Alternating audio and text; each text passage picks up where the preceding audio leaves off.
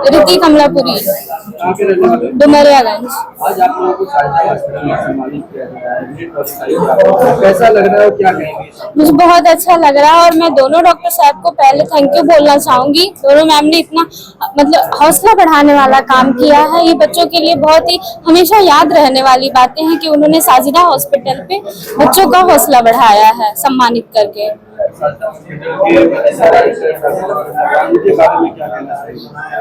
इनके बारे में यही कहना चाहूंगी कि उन्होंने इतना एक डुमरियागंज क्षेत्र में उन्होंने पहला ऐसा हॉस्पिटल जो सम्मानित कर रहा है नीट के बच्चों को जो क्वालिफाई करके एमबीबीएस की पढ़ाई पूरी करेंगे, उनको सम्मानित करने का ये बहुत अच्छा कदम उठाया है। आप लोगों ने नीट क्वालिफाई किया है और इसका श्रेय आप किसको देना चाहेंगे? इसका श्रेय मैं मेरे पेरेंट्स को दूंगी, मेरे टीचर्स, मेंटर्स जो रहे हैं, मेरी फैमिली और फ्रेंड्स जो सब भी रहे हैं, सभी ने बहुत ही योगदान किया है। ये मेरी अकेली की परीक्षा नहीं थी, ये इन सब की भी परीक्षा थी। इन्होंने भी बहुत मेहनत किया है। मेरी मेहनत तो केवल शिक्षा की तरफ थी, लेकिन मेंटल हेल्थ सपोर्ट ये सारे मेरे पेरेंट्स और मेरे टीचर्स, मेंटर्स के जाता है। नीट की परीक्षा जो है बहुत है, इसलिए आप लोगों की कितनी तैयारियां कर रहे हैं? कहीं की या कहीं पे? मैंने एलएन इंस्टीट्यूट से पढ़ाई की है। मैं सुबह एलएन जाती थी कोचिंग, वहां से आने के बाद हमारा डेली का यही रूटीन होता था कि हमें जो पढ़ाया गया है वही आके रिवाइज करते थे और इसमें टीचर्स का भी बहुत सपोर्ट रहा है।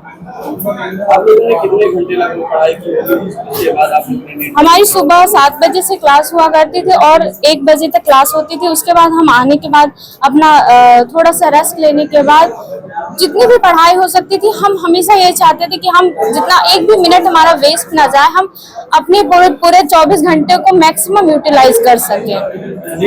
सबसे बड़ी चुनौती ये थी कि हमें जो टेस्ट होते थे, मॉक टेस्ट, उसमें नंबर कभी कम आ जाते थे तो हमें थोड़ा सा डिमोटिवेशन लगता था कि हम कैसे करेंगे, एग्जाम को क्लियर कैसे करेंगे, ये हमारा थोड़ा सा लो होता था। लेकिन उसमें भी मेरी बहन ने और मेरे पेरेंट्स ने बहुत सपोर्ट किया, हमेशा हमें मोटिवेट किया, नहीं कर ले जाओगे, आप कर ले जाओगे। यही आप लोगों ने नीट क्वालिफाई किया है, आज सम्मानित किया गया है आप लोगों को साजिदा हॉस्पिटल में, क्या कहेंगे? और जो नीट क्वालिफाई किया आप लोगों ने, इसका श्रेय किसको देंगे? बहुत खुशी हुई। रफ़ीउल्लाह डॉक्टर साहब और साजिदा अफरीदा खातून साहब का बहुत बहुत शुक्रिया और बहुत खुशी है। और हमारी मेहनत और हमारे एजुकेटर्स और घर वालों का बहुत सपोर्ट रहा है पूरी जर्नी में और मैंने खास करके मैं अपने माता पिता को इसका श्रेय देना चाहूँगा। कितने अटेम्प्ट में पास किया आपने? ये मेरा सेकंड अटेम्प्ट था। मैंने फर्स्ट अटेम्प्ट 12th के साथ दिया था, ये मेरा सेकंड था। कितने घंटे लगभग आप लोग पढ़ाई करते रहे? ऐसे कोई फिक्स नहीं किया हुआ था कि इतने घंटे पढ़ना है, कोई रूटीन नहीं था, बस खाते थे, पढ़ते थे, थोड़ा सा एंजॉय करते थे बस। किसी घर में आप लोगों ने अपने ट्यूशन के जरिए किया या नहीं, मैं लखनऊ में था, आकाश इंस्टीट्यूट गोमती नगर ब्रांच में। वहाँ पे हमारे गांव के एक मेंटोर भी थे, उनका भी मैं काफी शुक्रिया अदा करूंगा, अजीम फारूकी साहब का। उन्होंने बहुत मदद करी है। इस सफलता का श्रेय किसको देना चाहेंगे और आगे आपका सफर क्या है? सफलता का श्रेय मेरे माता पिता को सबसे पहले जाता है और उन्होंने बहुत सपोर्ट किया है और हमारे गांव वाले, हमारे जो रिलेटिव थे, रिश्तेदार थे और जितने भी एजुकेटर्स थे, सभी का शुक्रिया अदा करूंगा। और आगे चल के मैं उम्मीद करता हूँ कि और बेहतर, सिर्फ एमबीबीएस ही नहीं, आगे चल के और बेहतर पढ़ाई करूं और अपने क्षेत्र के लिए बेहतर करूंगा।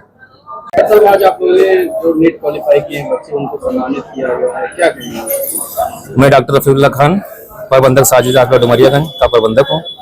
विगत वर्षों की तरह मैंने इस वर्ष भी जो नीट क्वालिफाई बच्चे हमारे हैं उनको मैंने सम्मानित किया है, उनका उत्साह बढ़ाया है और इस तरह मैं विगत वर्षों से करता चला रहा हूँ, आगे भी करता रहूंगा। बच्चों की मैं उज्जवल भविष्य की कामना करता हूँ। और इस बार जो हमारे नीट क्वालिफाई 15 बच्चे हैं, पिछली बार से काफ़ी बच्चे हमारे बढ़े हैं डुमरियागंज तहसील में और मैं सब बच्चों की उज्जवल भविष्य की कामना करता हूँ।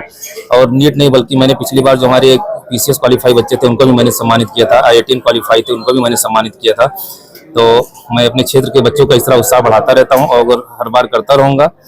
मैं उन बच्चों की उज्जवल भविष्य की कामना करता हूँ। तो एक समस्या यहाँ है, यहाँ टीचर्स नहीं मिल पा रहे हैं, बच्चों को बाहर तैयारी करनी पड़ रही है, उसके लिए क्या कहेंगे, क्या अपील करेंगे? नहीं तो आपने सही कहा, लेकिन इसी दयार, इसी जिले के, इसी हमारे तहसील के बच्चे आगे निकल के जा रहे हैं, शिक्षा हासिल कर रहे हैं और अब तो तमाम टेक्निकल मतलब एडवांस आ गई हैं सुविधाएं। ऑनलाइन क्लासेज होने लगे, बच्चे ऑनलाइन क्लासेज करते हैं। अभी मैंने पिछली बार सुना, मुझे तो नहीं पता था, हमारे डॉक्टर आसिम फारूकी साहब हैं जो इस बस्ती मंडल के बहुत ही मशहूर फिजिशियन हैं, उनकी 2 बेटियों ने घर पे ही ऑनलाइन शिक्षा करके ग्रहण करके ही नीट क्वालिफाई किया और बहुत अच्छी कॉलेज उन्होंने प्राप्त किया। एक तो एजेंसी और एक को कानपुर मिला। मैं उन बच्चों को बहुत ही बधाई देता हूँ, उज्जवल भविष्य की कामना करता हूँ। कितने साल से आप लोग सम्मानित कर रहे हैं? ये तीसरा साल हमारा है, 3 साल लगातार 3 वर्षों से कर रहा हूँ। इसका मैं श्रेय अपने बड़े भाई डॉक्टर एहसान साहब को देता हूँ, क्योंकि जब मैं बहुत छोटा था, 9th क्लास में 10th क्लास में पढ़ता, तो मेरे बड़े भाई जो है इस कार्यक्रम को उन्होंने हर साल, और उन्होंने ये भी नहीं, और वो जाके जो बाढ़ में जब होती थी, बाढ़ की समस्या जब आती थी, हमारे उतरौला हमारा तराई बेल्ट है, उस गांव में जाके डॉक्टर साहब हमारे बड़े भाई डॉक्टर एहसान साहब हैं, वो जाके मैं उनसे उन्हीं से प्रेरणा में जो ही लेता हूँ, उन्हीं से प्रेरणा लेता हूँ। क्योंकि जाके बाढ़ में गाँव में पहुँच के घर पे दवाइयों के देना, खाना पहुँचाना, और भी तमाम जो कोरोना काल में भी इतनी बड़ी घटना, इतनी बड़ी समस्या हमारे विकट उस देश में आई, तभी डॉक्टर साहब ने बहुत बढ़ चढ़ के हिस्सा लिया। तो मैं डॉक्टर साहब से प्रेरणा लेता रहता हूँ, बड़े भाई हमारे हैं वो, मैं उनसे सब बहुत कुछ सीखता रहता हूँ। आपका क्या नाम है? मेरा नाम मोहम्मद फ़हीम जिलानी है। मैं यहाँ डुमरिया से बिलोंग करता हूँ। मैंने गोरखपुर आकाश में अपनी प्रिपरेशन की। वहाँ के टीचर्स ने मुझे बहुत गाइड किया है और यहाँ पे भी आज बहुत अच्छा लग रहा है मुझे। मैं नीट क्वालिफाई करके यहाँ पे आया हूँ। मेरे हार्डवर्क को रिकॉग्नाइज किया गया, बहुत अच्छा लगा मुझे। और मैं इस हॉस्पिटल, साजिदा हॉस्पिटल को बहुत थैंक यू बोलना चाहता हूँ कि उन्होंने ऐसा स्टेज दिया मुझे। और नीट की जर्नी बहुत आसान नहीं थी, बहुत कुछ ऊपर नीचे देखना पड़ता है, पेपर लीक हो जाता है कभी, ये अपना हार्डवर्क मेंटेन करके, अपनी कंसिस्टेंसी मेंटेन करके हमें अपना काम करना पड़ता है। तो बहुत अच्छा लग रहा है आज।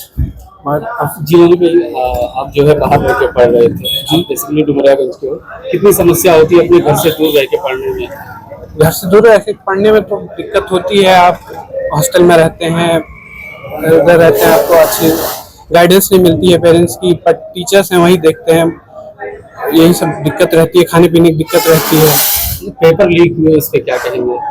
कितनी समस्या हुई आप लोगों को? पेपर लीक के तो बहुत दिक्कत हुई। मेरा जो 3 मई को एग्ज़ाम था उसमें 642 नंबर आ रहे थे मेरे, और मैं सोचा तो बहुत खुश हो गया। मैं पेरेंट्स के साथ गया था मुंबई में, वहाँ पे शादी थी, वहाँ एंजॉय कर रहा था मैं। फिर अचानक से न्यूज़ आती है कि नीट कैंसिल हो गया है, फिर से देना पड़ेगा। तो बहुत अंदर से मतलब बहुत अजीब सा फील होता है वो। बट फिर 2-3 दिन में मैं फटाफट वापस आया, अपनी पढ़ाई स्टार्ट की।